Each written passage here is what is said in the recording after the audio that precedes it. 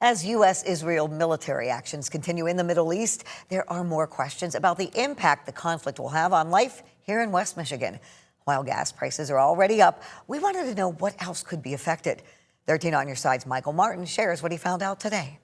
But there is a lot of volatility in a lot of markets right now, with things all across the board. Constantly sourcing fresh produce and groceries is already a challenge this time of year for people like Alex Quartz, manager of Ken's Fruit Market in Grand Rapids. The South had a lot of weather issues this year with all the cold, so that's putting a lot of pressure on markets. But how do higher gas prices play in? It definitely does, because there's transportation that's involved in every step of bringing produce to our stores. Associate Dean of GVSU Seidman College of Business Paul Isley says ultimately the impact on our economy will come down to how long the military activity lasts. If it were to all stop today and everything went back to the way it was before, within a month we wouldn't even realize it happened economically. Right now, about 5% of global shipping is stuck waiting to enter or leave the Persian Gulf. Which means those ships can't make it to where they would pick up cargo and move it to someplace else. It has drastically changed the amount of natural gas that can reach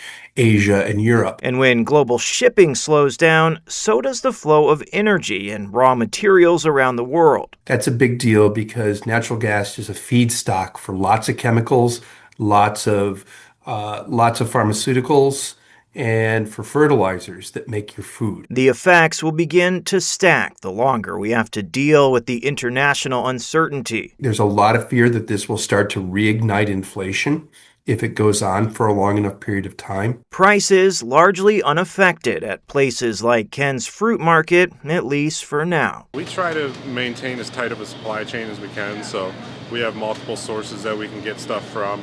We try to stay on top of it.